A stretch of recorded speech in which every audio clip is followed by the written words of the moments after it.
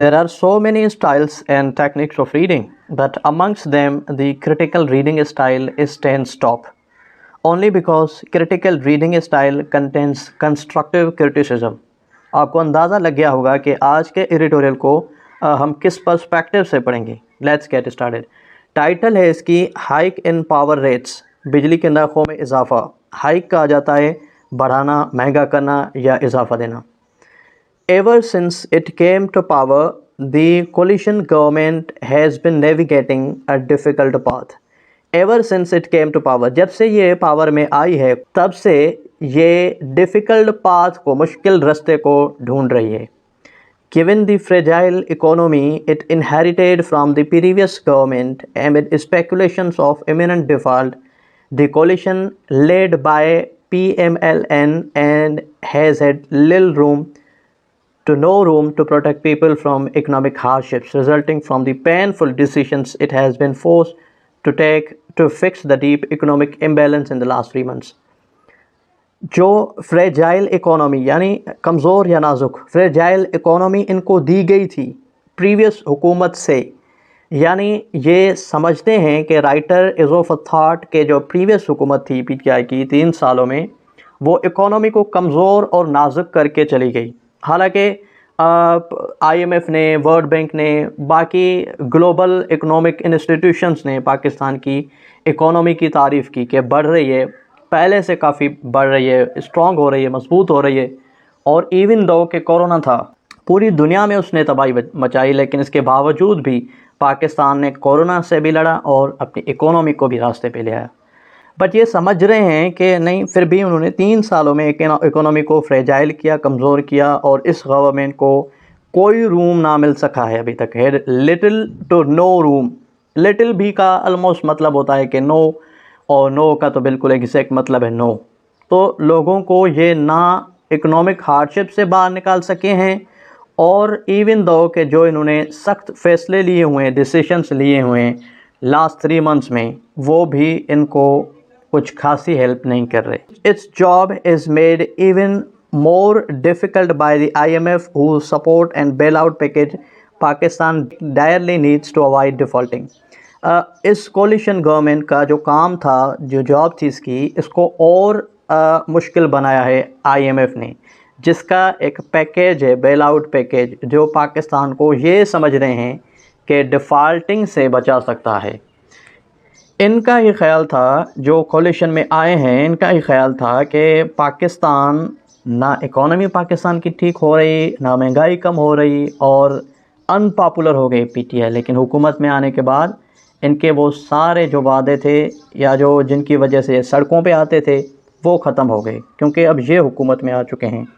The crippling increase of 7.9 per unit in power prices which boosts the national average electricity tariff to 24.82 per unit from existing 16.9 from July is just one of several unpopular decisions. जो मुश्किल फ़ैसले इन्होंने लिए हैं, उनमें से ये एक फ़ैसला बिजली की टैरिफ बढ़ाना भी है, जो अभी 16 रुपये में पर यूनिट था, वो अब ऑलमोस्ट 25 रुपीज़ तक चला गया है। लेकिन ये फिर भी समझ रहे हैं कि राइटर, मुझे तो ताज्जुब हो रहा है राइटर का, कि राइटर लिख रहे हैं कि इनको मुश्किल फ़ैसले पड़ने हैं, और इकोनॉमी को बेहतर करने के लिए IMF से भीख मांगने के लिए, क्योंकि ये ख़ुद इसके ख़िलाफ़ थे कि IMF के पास क्यों जा रहे हैं, क्यों इतने सख्त मुआहदे कर रहे हैं, क्यों महंगाई कर रहे हैं, क्यों पेट्रोल बढ़ा लिया इन्होंने, क्यों बिजली बढ़ रही है। अब ये आ गए हैं तो इसमें 33% इजाफा हो चुका है। That include the reversal of fiscal unsustainable fuel subsidies and imposition of massive taxes in the budget. जो फ्यूल पे, पेट्रोल वगैरह पे जो सब्सिडी थी, वो भी उन्होंने रिवर्स कर दी, ख़त्म कर दी, और बड़े बड़े मैसिव टैक्सेस बजट में ऐड कर दिए। Government has taken in order to obtain dollars from the IMF and other multilateral and bilateral creditors. ये इतना कुछ गवर्नमेंट ने सिर्फ IMF से डॉलर्स मांगने के लिए, और बकाया जो मल्टीलेटरल और बायलैटरल क्रेडिटर्स हैं उनको हासिल करने के लिए। In doing so the coalition partners have lost much political capital, as was manifest in the crushing defeat of PMLN in the by-elections in its western Punjab. Coalition government में आने के बाद इन सब ने अपना जो एक पॉलिटिकल मैप आउट था वो इन्होंने, या जो मैनिफेस्ट था इनका मंशूर था वो इन्होंने अब ख़त्म कर लिया है, क्योंकि पंजाब में इनका वेस्टर्न कहा जाता है गढ़, इनका गढ़ हुआ करता था जो अब ये वहाँ पे भी अक्सरियत खो चुके हैं. That the new electricity prices are going to unleash a new round of hyperinflation, which is projected to average about 20% during the present fiscal, is an understatement. Unleash का मतलब है छोड़ना, मुसल्लत करना. कह रहे हैं कि जो इलेक्ट्रिसिटी के प्राइसेस वगैरह या जो महंगाई हुई है 20% बढ़ी हुई है इस करंट साल में, ये भी एक अंडरस्टेटमेंट है, यानी कि दिस कैन आल्सो इंक्रीज और can go along the growth as similar as it has been. Crushed by multi-year high energy and food prices, the new wave of inflation is going to badly hit low to middle income families. जो इस साल में या पिछले सालों में जो food energy और प्राइसेस वगैरह में हेक आया हुआ है वो लो टू मिडिल इनकम फैमिलीज़ को बहुत बैडली असरअंदाज करेगी. With living becoming unaffordable for most of us, the possibility of the political and social unrest cannot be ruled out. With living becoming unaffordable for most of us, रहना अब हम तकरीबन सबके लिए मुश्किल हो गया है. Still, the possibility of political and social unrest cannot be ruled out. Social और political जो हमारी गड़बड़ें हैं वो कभी भी ख़त्म नहीं हो सकती.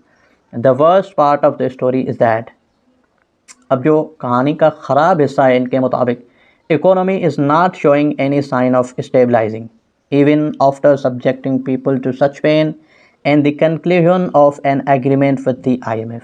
इनके ख़याल में जो अब कहानी का सबसे ज़्यादा ख़राब हिस्सा है वो है कि इकोनॉमी स्टेबलाइज नहीं हो रही, इवन दो कि इन्होंने लोगों को इतना तंग किया है, परेशान किया है, गम दर्द दिया है, और इवन के IMF के साथ भी इनका एग्रीमेंट हो चुका है. तो इसके बावजूद भी स्टोरी में ये हिस्सा ख़राब है जो राइटर को लग रहा है कि इन्होंने लिखना है या इन्होंने बताना है. The wake of declining international energy prices. Internationally energy prices कुछ कम हुई हैं जो कि रिलीफ मिल सकता था, बट जो रिलीफ मिल रहा था has been eroded by an unprecedented drop in the value of the rupee in the last 3 months. जो इंटरनेशनल एनर्जी के प्राइसेस थे वो कम हुए हैं. पाकिस्तान में महंगाई या इकोनॉमी कुछ स्टेबलाइज या कुछ कम हो सकती थी, लेकिन जो रुपये की वैल्यू थी इतनी कम हो गई या गिर गई जिसकी वजह से महंगाई और ये कुछ इस तरह से आम नहीं हो पाया या कंट्रोल नहीं हो पाया. The deepening of economic mess thanks to the ongoing political circus. जो पॉलिटिकल सर्कस चल रहा है इकोनॉमी को बिल्कुल ख़राब करने के लिए, उनका शुक्रिया. The situation has come to a point where no party or government can salvage it single-handedly in the foreseeable future. अब कह रहा है कि सिचुएशन ऐसी आ चुकी है, इस पॉइंट पे पहुंच चुकी है कि जहाँ पे कोई एक पार्टी या कोई एक गवर्नमेंट इस ग़ुलामी के या इस मुश्किल वक्त से निकाल के आगे मुस्तकबिल तक लेके नहीं जा सकती. क्यों नहीं लेके जा सकती? The writer thinks that if the economy is to turn around and the hardships of the inflation-stricken people lessen, the politicians will have to sit together and learn to tackle their differences. Economy को turn around करवाना है और लोगों को महंगाई कम करनी है लोगों से, और पॉलिटिशियंस को इकट्ठे बैठना है, साथ बैठना है इन दो मकासद के लिए, in a civilized manner within the ambit of constitution. Eroded का मतलब है खाया हुआ, काटा हुआ. अनप्रेसिडेंटेड मतलब बेमिसल. एम्बिड का मतलब है हुदूद या फैलाव. अब इनकी नज़र में सॉल्यूशन यही है कि सारे पॉलिटिशियंस मिलके आपस में बैठ जाएं, इकोनॉमी और महंगाई और लोगों को परेशानियों से दूर करें और अपने सारे मकासद ख़त्म करके एक हो जाएं.